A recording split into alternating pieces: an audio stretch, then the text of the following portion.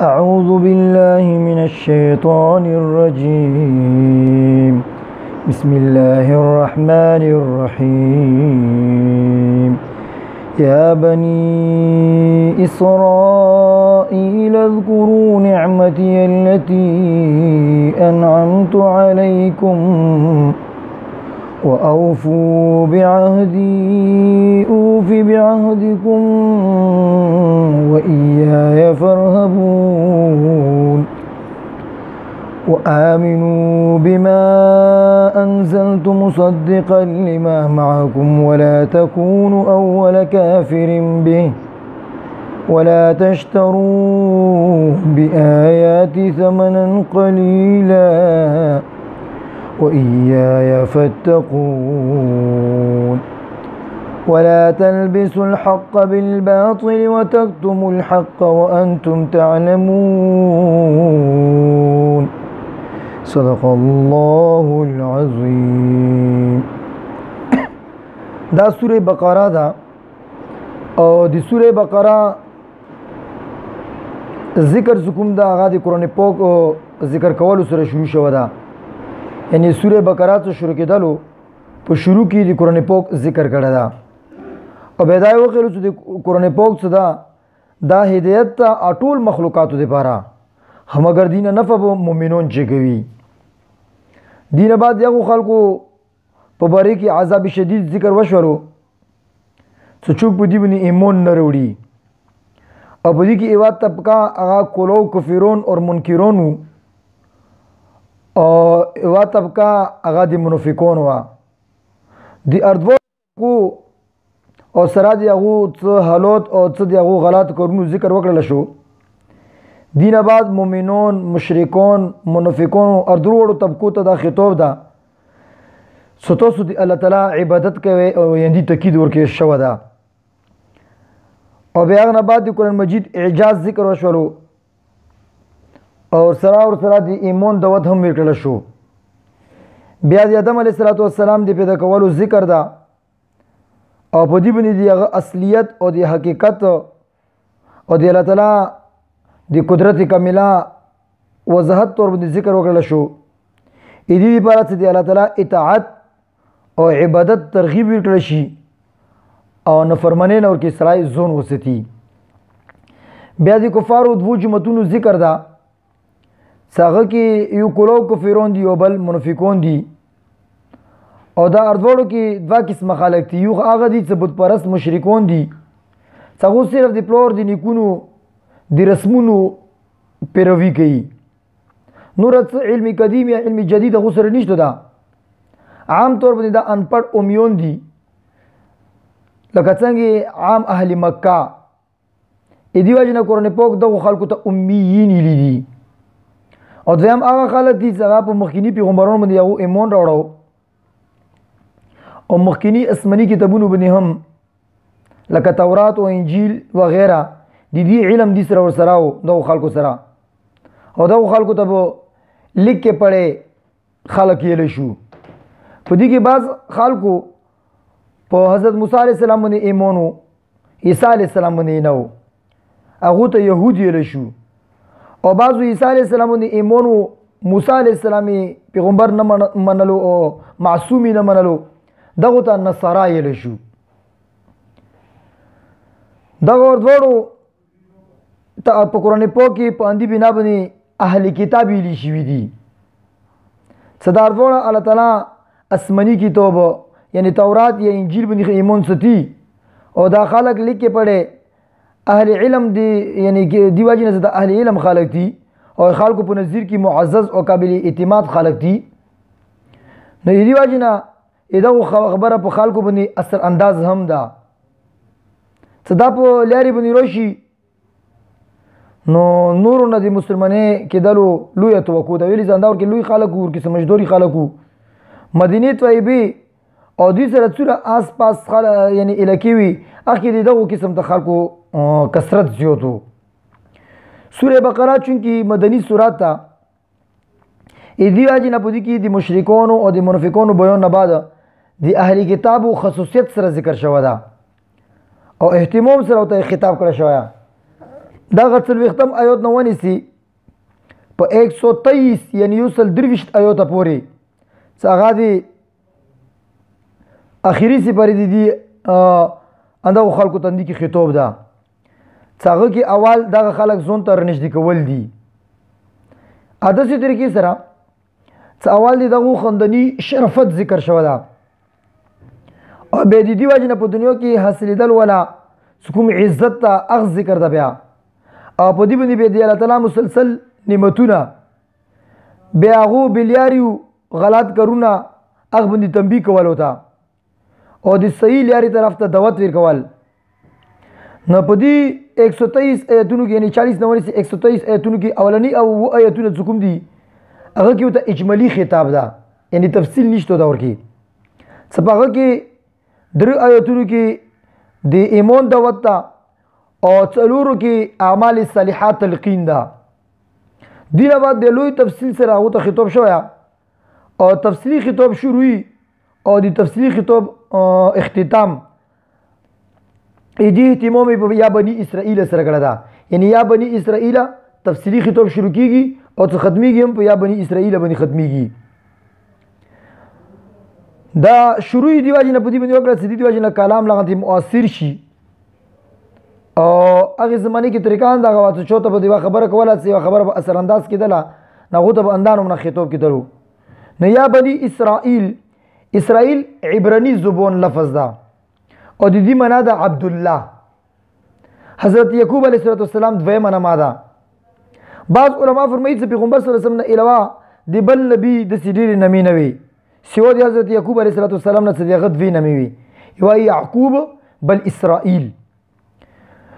قرآن پاک کې پوهیږو کې دغه خلکو ته یا بني یعقوب نه ویلو بلکې د دویمه نامه اسرائیل استعمال کړل دا په دې کې حکمت دا ده چې په خپل باندې لقب اور نما چې دغه ته ذکر کړي دغه ته پاتې ولګي چې عبد الله یعنی دی الله عبادت گزار بنده اولاد تاسو نو څنګه تاسو دی الله تعالی دی بنده څنګه عبادت گزار ده یغه اولاد نو دغه ته پاتې ولګي چې موته دی په نقش قدم باندې دل پکور دی اندی واجی نه دغه ته بني اسرائیل سره خطاب وکړلو نو الله جل شانو ته فرمایي چې پورا کې تاسو د ایمو ودا یعنی چې تاسو مو سره کوم ودا کړی په تورات کې صدیغه بیان بقول قتاده او مجاهد رحمت الله علیه هغه په دې آیات کې ولقد اخذ الله ميثاق بني اسرائيل وبعثنا منهم 12 نقيبا سوره مائده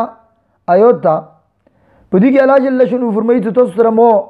ایوا موحده وکړه هغه دغه چې تاسو په پټولو پیغمبرانو باندې ایمان راوړې او په دې کې دا هم ده چې تاسو په پیغمبر سره خصوصیت سره په دې باندې ایمان راوړې همدارنګه المنز زکات صدقې دا هم په دې وادي کې شامل دي چې تاسو به دا هم کوي سدي دا ټول خبر خلاصه دا چې تاسو په پیغمبر سره باندې ایمان راوړې او پیغمبر صلی الله علیه وسلم مکمل اتباع کوي ایوا جن حضرت ابن عباس رضی فرمایي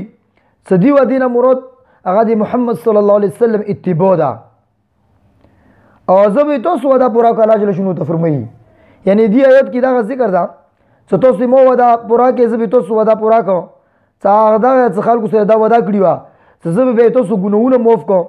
او زه به تاسو به جنت کې داخل کوم نو حسب وعده تاسو به جنتونو ته سره د نعمتونو زه داخل کوم خلاصه دا ده چې ای بني اسرائیلو تاسو د مو ودا څنګه د محمد صلی الله علیه وسلم اتباع ده هغه پورا کې زه به خپل ودا څنګه تاسو مغفرت ته او جنت ته داخلول دي اب زه پورا کوم او صرف مونږ ډرېږي او عوام الناس چې دي تاسو معتقدین دي هغه نه ما ډرېږي يهودي منشي خلاف ایوانی خبره وي اکوي دی واجب نه تاسو دا خبرې ما یعنی ډور دی واجب نه ما باندې صداقه کوم چې د حق خبر وکړو بیا به د مو ته پیسې نه رسته یو دا وظیفه به نه کوي نه د سکور ما کې بلکې حق خبره چې خلاف ویل نه چې هغه تاسو رخیګړه کوي که څه کوي حق خبره بوته کوي نن سبا په دې دور کې مند سیدا بعضی ځکه خلک بلاندې خوشي تیر کوي سول زه حق خبر ورنه کوي به مو آمدنی بانشي به غمو جوړي او لتی بعضی د خلک شته دي حق علما حکم دي غار ځکه حق خبر کول شي تفسیر قرطبی کې الله جل شانو تفسیر قرطبی کې الله جل شانو بني اسرائیل ته اول خپل نعمتونو ذکر وکړلو احسانات یې وريوت کړلو بیا نه بعد ته تاسو مو خبره منه مو اطاعت کړي او د امت محمدیه صلی الله علیه وسلم ته کله الله پاک دعوت ورکوي نه احسانات او د انعاماتو ذکر نه کوي بلکې ډایرکټ کوي چې فذکرونی اذکرکم یعنی تاسو مو یې دا زه به تاسو یې داوم دی امت یعنی د محمد صلی الله علیه وسلم امت خصوصیت دا غدا او فضیلت دا غدا چې دغه تعلق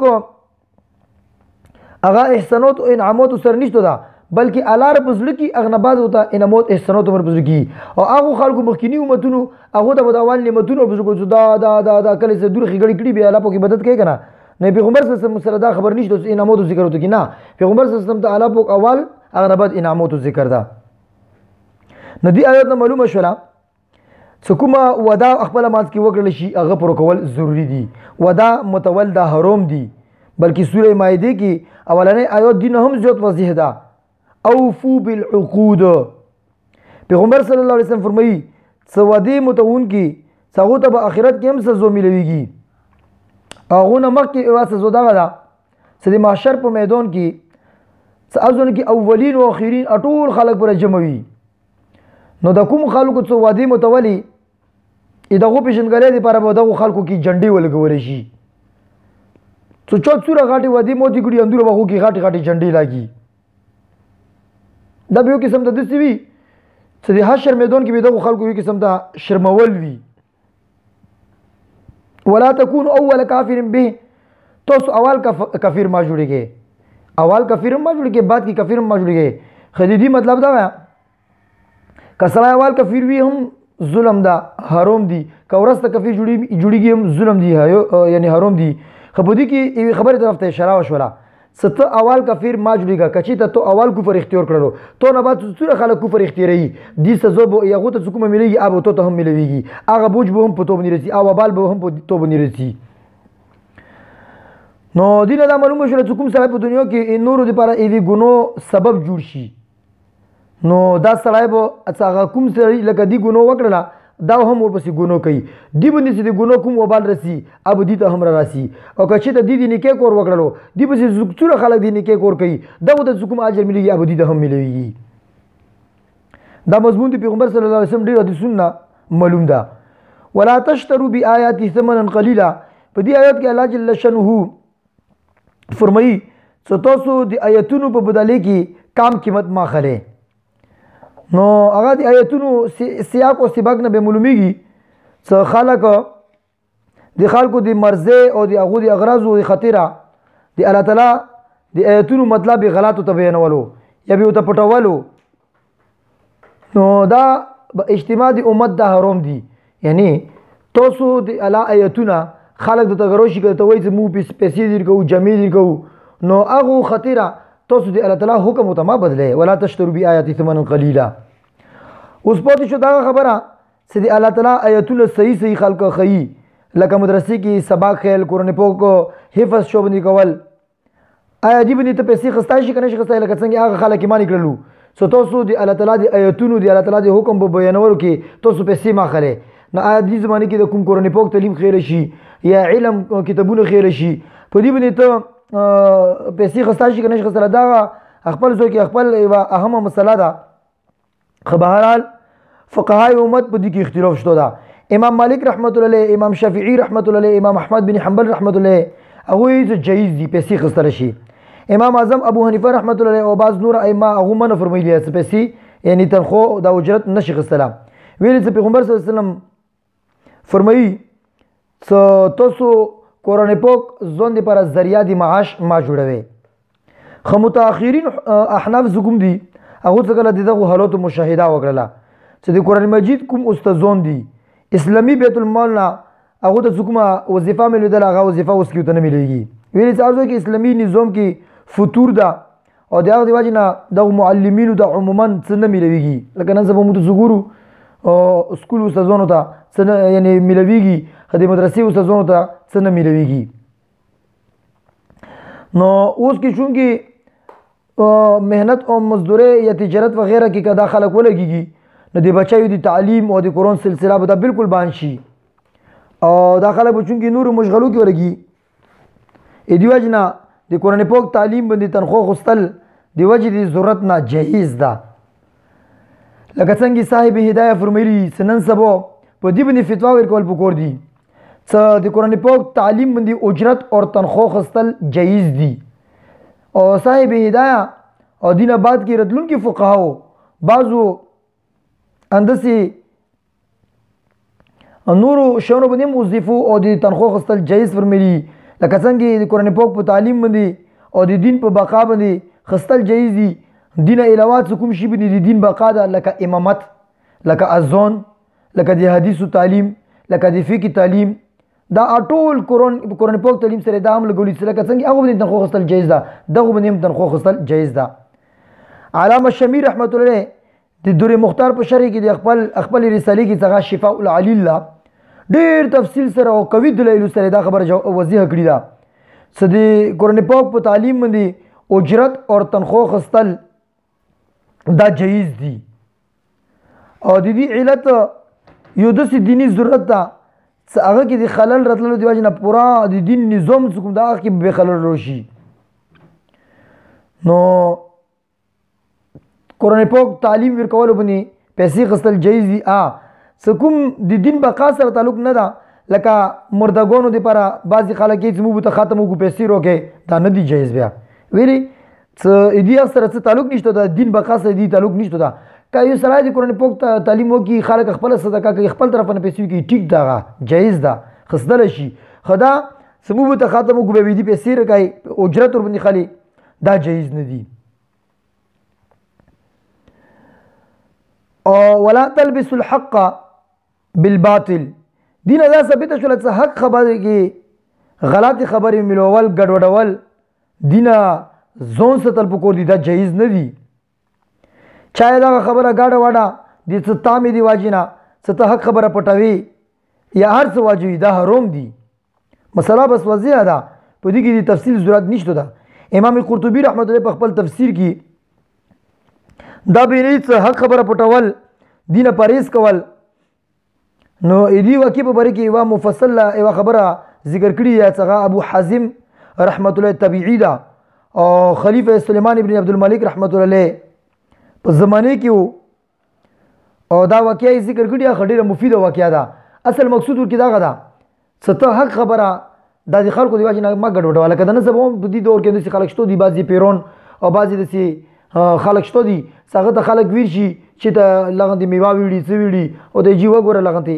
عموما اطلاق په مسلو کې اکثر دغه بعضې علما چې کوم دي د هر مکتب فکر ولي مسلک ولي هغه ته لغنتې ته میټایي ویړي یا میوه ویړي او ته یې څنده وخله تعلق شوی ده ته نه تعلق نه ده شوی ده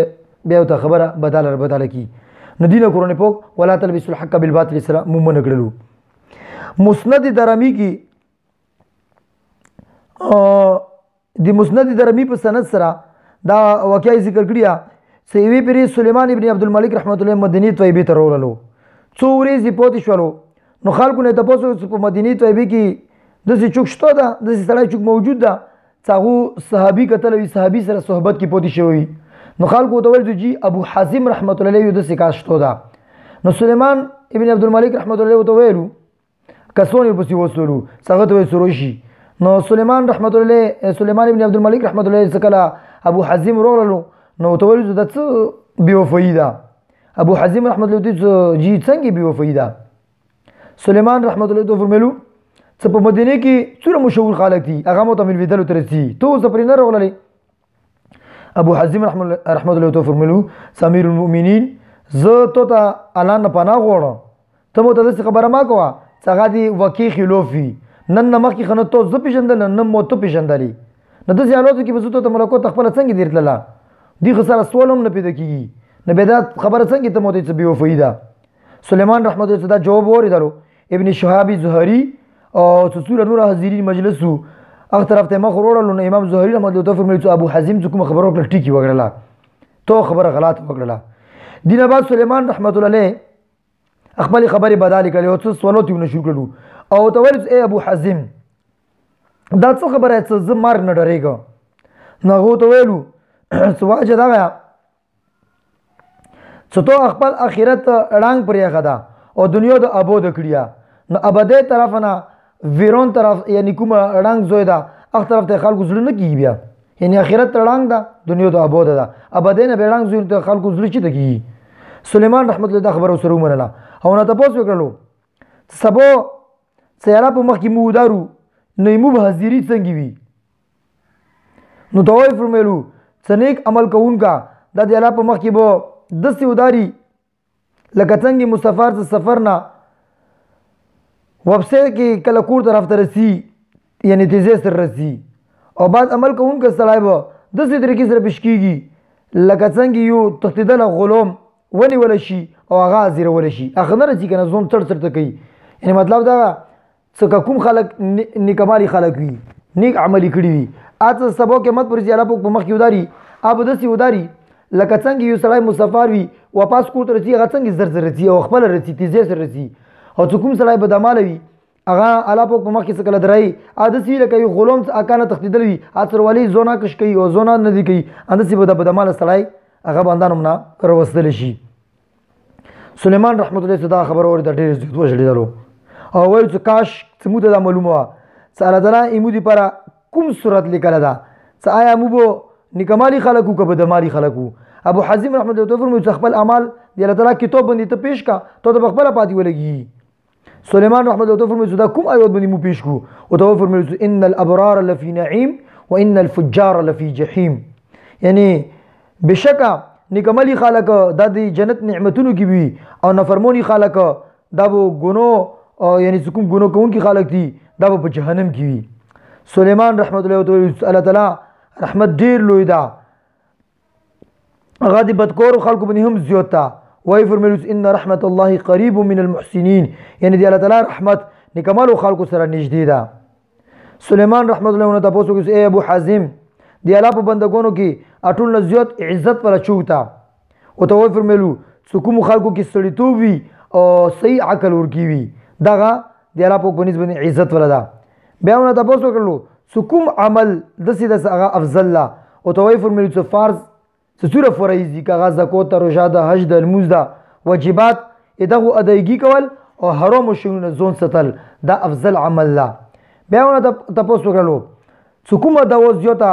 قابل قبول لا نو ته وایي فرمایلو کوم سړی باندې احسان وکړل شي دی هغه دا خپل محسن دی بارا دا قبليږي یعنی چې سره چوخي ګډ وکړه ناغه هغه د پر څه دوا کی دا دوا قبليږي بیا نو تاسو کړو چې صدقه کوم افضل نو ته وایي فرمایلو سیودسي سوال کوون کا څنګه مصیبت زداوي او سره دي هغه غریب ده او غریبانه دی واجنه هغه باندې دسي خرچا کول هغه باندې ته اوانه نه احسان نه کوي او بعد کې هم احسان نه کوي دا صدقه افضل او نه ته دسي د اوس کې موف کنيش دور سره لکنه سبو خلک کیږي او تا خبرې کوي تاسو خې مخې غړي دي یا به ورسره شمو دي نش دور سره صرف هغه باندې احسان کول دي پره نه دسي خلک او د صدقه افضل نه بیا نو تاسو کړلو سو خبرو کې کومي خبري افضلي او تو فرمایي کوم سړی دي ته خوف دی واجنه هغه سره دي هغه ته نه څکور پر کیږي څه امید وي هغه بیا هم دي ته دي خبرو خیال ورسېدي ته کوم حق خبري بیا کوي یعنی خبرو کې ټول افضل خبر هغه ده چې یو سړی دا پیږي سدي سړي نه مودا کور پر کیږي دا کور پر کیږي خیغه خلاف یو حق خبره وي هغه خبره دو بیا هم کوي دین نه ډریږي څه کثر کوي روکي کنه کوي ما در کوي بیا ونه تاسو وکړلو څو کوم مسلمان اټول نه زیات او خيار ده او ته فرمایلو هغه سړی څنګه دی الله تعالی اطاعت لون دی کور کوي او نور ته هم دي دعوت وکړي چې الله خبره مانه بیا ونه تاسو وکړو مسلمانانو کې کوم سړی بیوقوف ده او ته وایي فرمایلو چې کوم سړی د خپل اورور څنګه روشي دي تا او ته دې مو سره د دې ظلم مدد وکا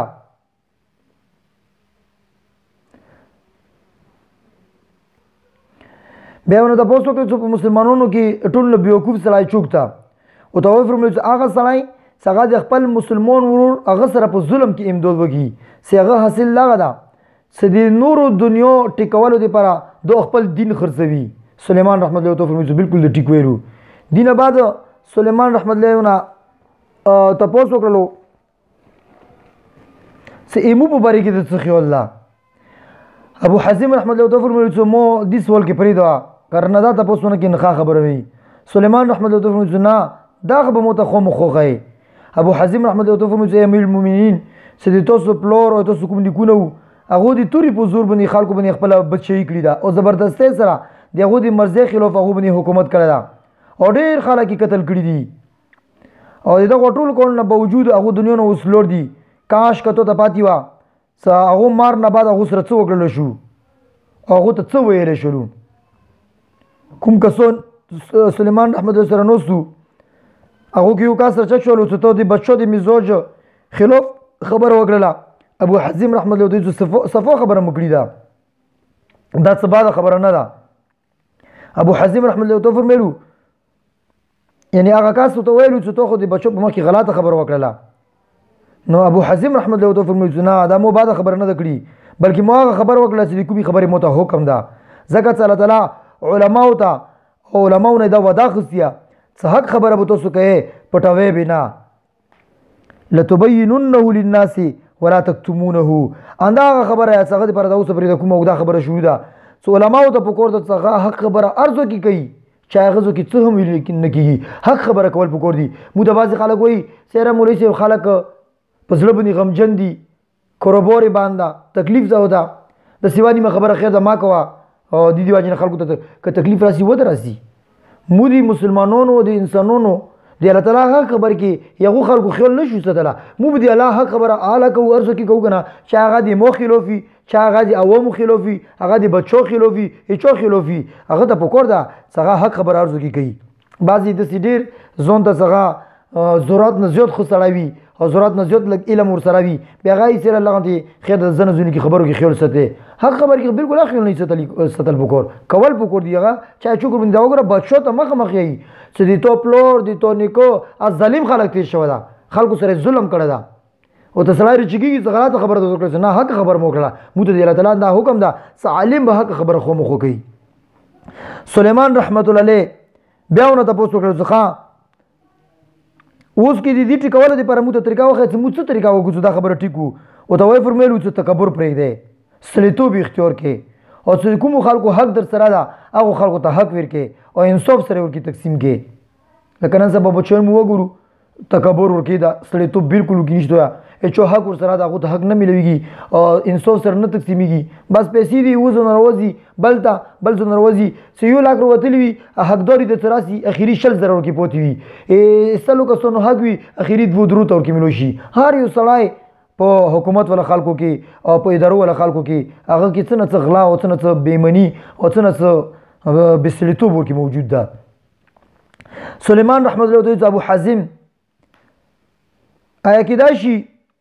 چې ته مو سره دې کې پوتې شي او ته ورمو تعالی نه پناه غواړو سلیمان رحمت الله تاسو نو کړو سویلی او ته ورمو سموته خطر ده زه دې تاسو مول او د دولت او د عزت او د هغه جاه په طرف ته مایل شم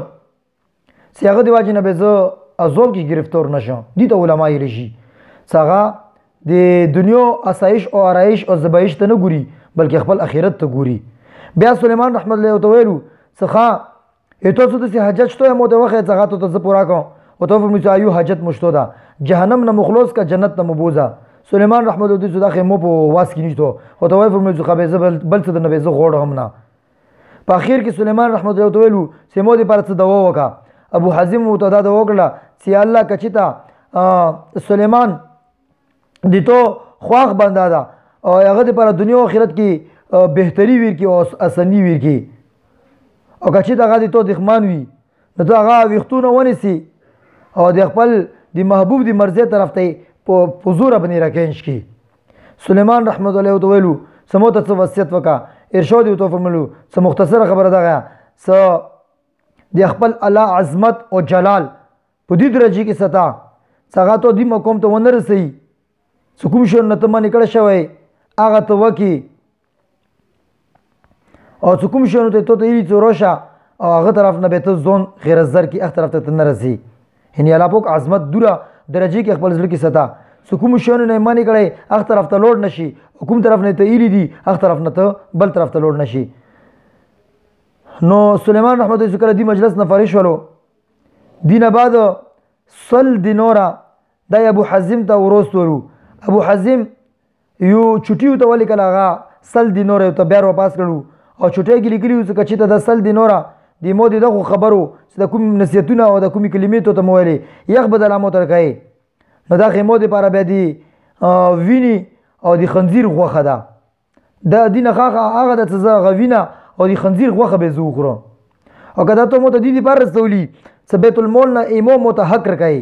نو ایمو غوندې داسې په زورو علما د دین خدمت کوي که هغه څوک ټولو ته برابر وي کړي بیا یې زه خستلی شم ورنه بیا مو ته هم د دې ضرورت نشته ده د ابو حازم د دې شود نه بعد سړی سوچ وکړي چې د کومې خبرې او کوم نصیحت دې وکړلو دو دې ته د وینې او د خنزیر په طور باندې د خنزیر د غوښو یعنې ورته وایي فرمیلو چې دا خنزیر غوښې دي نو موږ تاسو ته هم دا پکار ده چې د هیچو اطاعت او د هیچو عبادت یعنی معاوضه اخیستل دا موږ ته جایز نه دي بهرحال الله تعالی په دغو آیتونو کې یو زبردست اصلاح د دې امت کړې ده چې لکه څنګه په دې زمانه کې اهل کتاب موجود دي انداسې دې نه مخکې هم اهل کتاب موجود وو نو الله جل شانو فرمایي یا بني اسرائیل اے بني اسرائیلو اے دی عبدالله اولودا اے دی یعقوب علیہ السلام اولودا اذکروا یود کې تاسو نعمتي ایمو نعمتونه التي اغه نعمتونه انعمت علیکم چې مو انعام کړی په تاسو باندې واوفوا او تاسو پورا کې بعهدی ایمو ودا اوفي زب پورا کې بعهدکم دی تاسو سره ودا یعنی مو څه تاسو کوم ودا کړی هغه تاسو پورا کې څه خیره شولا څنګه د پیغمبر صلی الله علیه وسلم اطاعت تا او د ټولو پیغمبرانو باندې ایمان ده اوفي بعهدکم زب تاسو ودا پورا کې تاچی شه ده چې تاسو به مغفرت وکړو او تاسو به جنت ته داخل کړو و ای آیا او خوست ایمونا فرهبون ډریږي و امنو او تاسو ایمان وروړې بما په هغه باندې انزلتو چې مو نازل کړیا یعنی قرآن پاک مصدقا صدا قرآن پاک تصدیق کوونکی لما اغلرا معکم هغه تاسو سره د سره ده یعنی و آمینو و تاسو ایمان وروړئ بما په هغه باندې هغه کتاب باندې انزلتو چې مو نازل کړیا یعنی قرآن پاک مصدقا دا قرآن پاک تصدیق کوونکی لما هغه کتاب لره هغه کتابونه لره چې هغه تورات دي زبور ده انجیل ده معکم تاسو سره نو دا قرآن پاک باندې تاسو ایمان وروړئ چې دې قرآن پاک تصدیق کړی هغه کتابونه چې تاسو سره در سره صدا دی الله تعالی حق سچ کتابونه دي ولا تکونو او ما کېږئ تاسو اوله اول کافرین به اول منکر اول کافرون په ما کې تاسو دا کتاب وروړو تاسو اول انکار باندې وکړئ بعد کې انکار هم ورباندې ما کېږي حوال انکار ما کېږي تفصیلي خبره په دې باندې وشوله ولا تشترو او تاسو ما خلې بآیاتي مو په آیتونو باندې ثمنن پیسې قلیلا لګي امو دی آیتونو باندې لګي پیسې ما خلې چې تاسو خلکو ته مسالې او د آیتونو ته بدل کې او مثال خبرې ته بدل کې دی کتابونو کې و ای آیا او خوست مون فتقون تاسو ډریږئ ها تاسو مون زون سته ولا تلبسوا الحق او ما ملوي تاسو حق بالباطل په باطل سره خوست کړ علماء ته خطاب ده سګوره د حق باطل سره ما ملوي اچو دی وزیر اعظم اچو دی صدر اچو دی ام پی ای دی ام ان ای او دی لغه دی هودي ول خلکو دی ډور دی واجنه څنګه سره سبو ته کور دا کمیټه ته وی سي تانی ته وی سي ازو کې به مو کور وکي پولیس سي چو ډي اس پی ډي اي جي اي جي پی دا غو نه مړږي حق خبر ازو کې وی کوي ولا تلبسوا الحق او ما ملوي تاسو حق بالباطل باطل سره وتكتموا الحق او ما پټوي تاسو حق وانتم تعلمون او حال لا تاسو تپاتي وي یعنی پوس دیا حق خبره ما پټوي څه تپاتي څه د حق خبره بیا پټوي یا بني اسرائیل اے دی یعقوب علیہ السلام اولودا یا بني اسرائیل اے بني اسرائیل تاسو هم یې راشي اذکروا یوت کې تاسو نعمتي دی مو نعمت التي اغه نعمتونه انعمت علیکم چې مو تاسو باندې نوم کړه وګور الله پاک اول هغه ته نعمتونو ذکر کوي چې دا نعمتونه یوت کې داسې خګړې مسر کړي مو عبادت کوي او پیغمبر محمد ته چې مو عبادت کوي هغه بعد ته نعمتونه ذکر کوي فرض شو کنه یعنی و سړي باندې چې الله پاک ځون څور بزرګ کوي اول ته نعمتونه کوي او پیغمبر محمد ته نعمتونه نه کوي اول ته چې مو عبادت کوي دا د پیغمبر سره د امت خصوصیت ده انعمت علیکم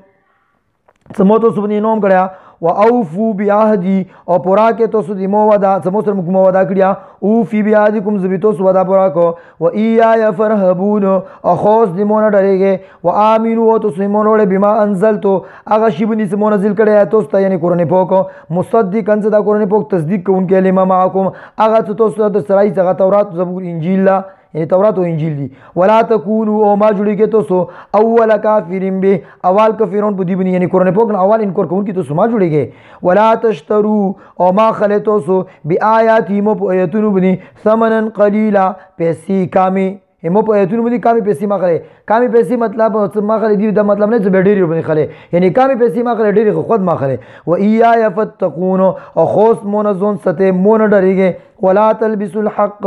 او ما ملوي تو حق بالباطل دی باطل سرا وتكتموا الحق او ما پټوي تو حق وانتم تعلمون او حال دا څنګه تو استپات وی یعنی پس دا حق خبره ما پټوي الله تعالی دو مو دوست د قران پاک په دغه ایتونو باندې پویر نصیب کی او د کوم واقعات بیان شولو خاص کر علما سپدی واقعي غوز د موراده څنګه مې دون تر کوشي په دی وخت کې خلوتي زون ته بیل نستای په خنکاو کې دا د وی وخت نه دا وخت سمیدون ته تر کوشي دا نوجوان کبو کې دا نرینا دا زنانا دا غو صحیح طریقې سره اسلو وشي نه په دی وخت کې یو خداغه چې د خلکو ته میدون ته ودل او دا خلک میدون نه زون تر وصل نه میدون ته وصل دا سیاسي خبره شوله او به زون تر وصل دا خنکای خبره شوله نه په دی وخت کې د دوه خبرو ډیر ضرورت ده هم سیاست هم خنکا سیاست ته کبو شورو ته ملکی نظام کبوي اسلامي وي او که خنکا د کبو شوله ته د علاقې سکومه غادا حالوتی اب کبوي بیا هم د نرناو هم د زناو حالانه به خوفي ډور وي نه په دی واقع علماء ته پکور دا خپل ځون ته بل ما کینه سره خلکو نه سرته شي نه په دی واقع ته سروزي عوام سره اختلاط وکي د خلک ځون تر نږدې کې هم سیاسي میدان کې هم په خنکۍ میدان کې الله تعالی د مو ته په دی باندې پویا عمل او سوچ سمجھ صحیح نصیب کی آمین برحمتک یا ارحم الراحمین.